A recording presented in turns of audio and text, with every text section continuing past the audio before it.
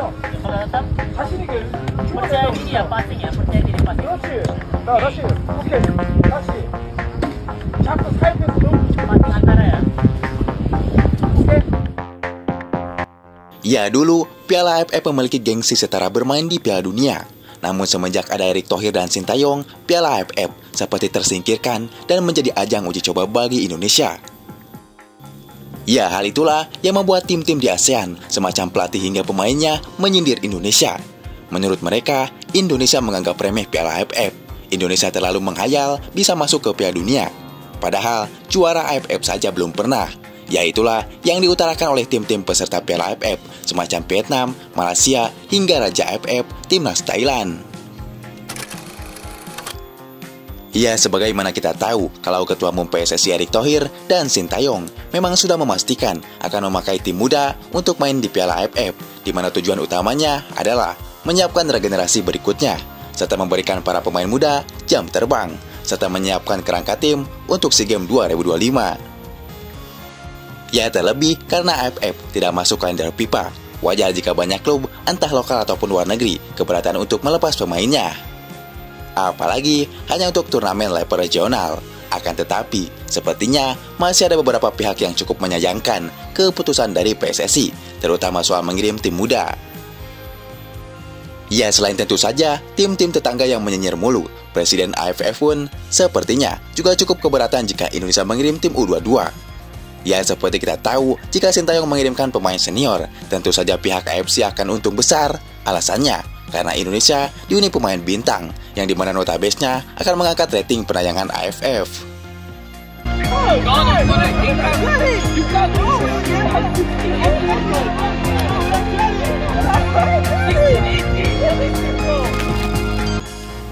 Ya, di sisi lain, kabar baik terkait akan Bagot yang sudah pulih dari cedera, yang mana itu ia konfirmasi melalui unggahan terbarunya di media sosial Instagramnya. Nah, perihal akan jelas masih banyak yang berharap ia bisa segera kembali membela timnas Indonesia. Dan beberapa hari kemarin, akan seolah dalam tanda kutip mengirim kode kepada Sintayong terkait situasinya saat ini. Ya, sesuatu yang diharapkan akan menjadi titik temu dari dua insan yang sebelumnya saling menyayangi namun renggang gara-gara soal komunikasi.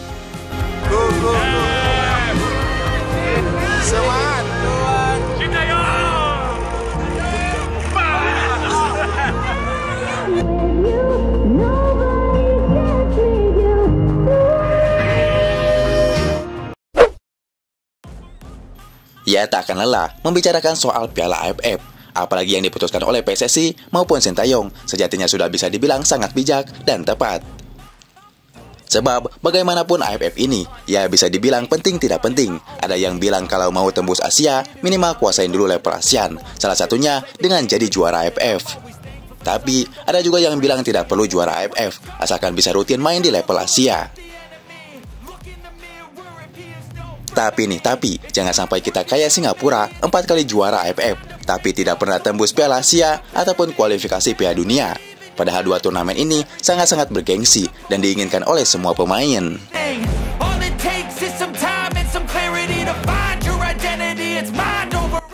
Ya, keputusan PSSI dan Sintayong untuk menurunkan tim U22 di Piala AFF kali ini memang pada akhirnya memancing beragam reaksi. Tidak cuma dari beberapa pengamat lokal Indonesia, tapi melainkan juga sampai ke media-media di kawasan ASEAN, seperti Vietnam dan Malaysia, karena Indonesia terlalu meremehkan AFF.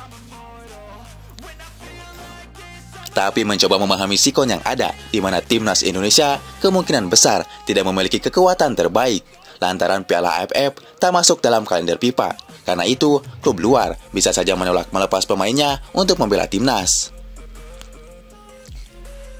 Contohnya saja, kabar terbaru hari ini, timnas Indonesia akan tampil di Piala AFF tanpa Ivar Jenner, Rafael Struijk, dan Jasir Hamner. Ketiga pemain tersebut tidak diizinkan klub mereka. Pasalnya, kompetisi yang diikuti ketiganya masih berlangsung sepanjang gelaran Piala ASEAN. Dengan ini Indonesia bisa dipastikan tanpa pemain keturunan. Dan jika melihat data yang ada, timnas hanya bisa memanggil pemain upload seperti Marcelino Ferdinand, Pratama Arhan, Asnawi Mangku Alam, dan Ronaldo Kuateh. 4 pemain ini tentunya akan menjadi pemain senior yang akan memimpin skuad tim U22, di mana tim muda Indonesia akan digempur oleh lawan-lawannya yang menurunkan tim senior di AFF nanti.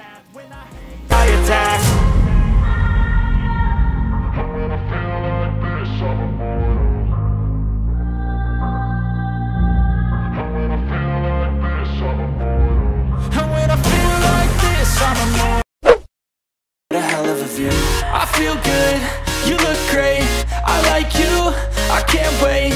A first time, a first date, you're so fine, I'm so late. You sip wine, I drink straight. Ya, jelang AFF Senior, Timnas Indonesia justru menjadi perbincangan di grup B. Salah satunya adalah tim rival Indonesia, Timnas Vietnam. Ya, mereka protes, pasalnya Sintayong menurunkan tim U22 di turnamen AFF Senior ini. Menurut Vietnam, Indonesia telah meremehkan skuad mereka. Jelas ini membuat publik Vietnam murka.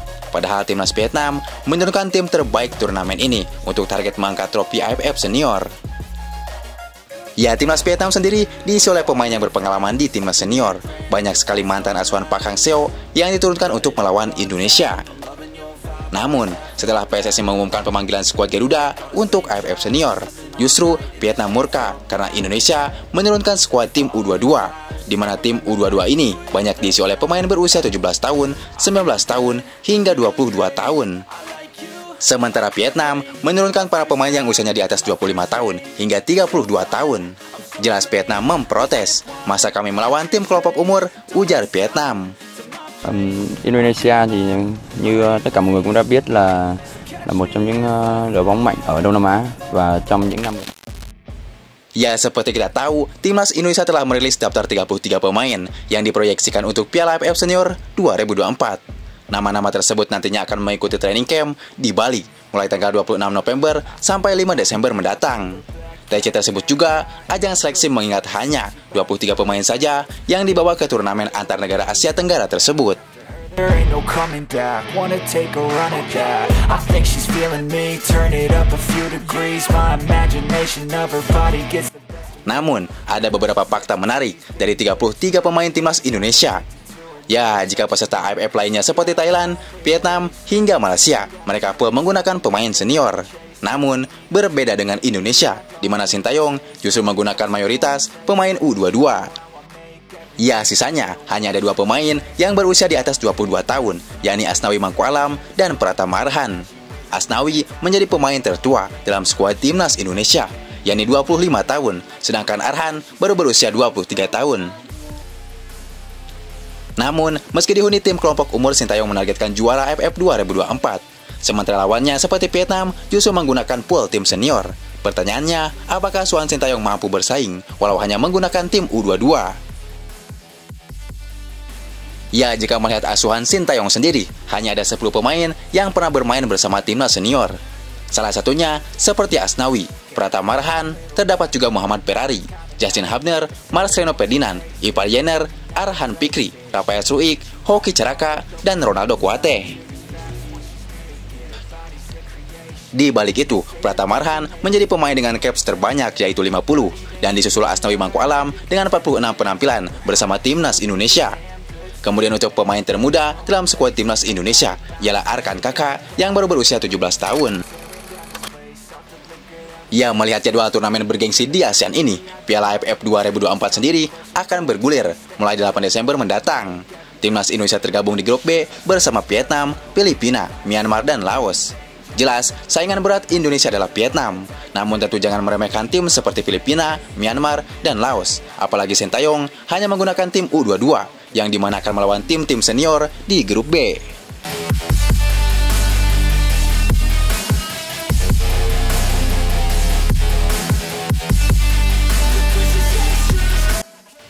Ya, untuk laga perdana, skuad Garuda akan memulai perjuangannya dengan bertamu ke markas Myanmar pada 9 Desember 2024.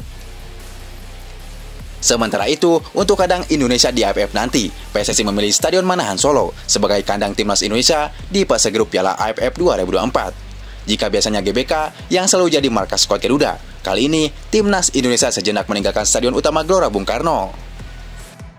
Tentu, jangan sampai rumput GBK hancur, apalagi laga ini adalah pertandingan besar menuju Piala Dunia. Bahkan ketika Indonesia bermain, 141 negara menonton pertandingan skuad Garuda. Tentu, malu jika rumput GBK rusak parah dan akan menimbulkan citra negatif di kalangan pecinta sepak bola di seluruh dunia. Ya, sambil memberikan kesempatan kepada SUGBK berbenah diri, federasi memilih venue lain menjadi kandang Garuda, yaitu Stadion Manahan Solo. Ya, menarik dinantikan apakah asuhan Sintayong mampu bersaing di grup B dengan tim U22. di mana tim U22 ini akan melawan tim-tim senior yang sangat berpengalaman. Menarik dinantikan.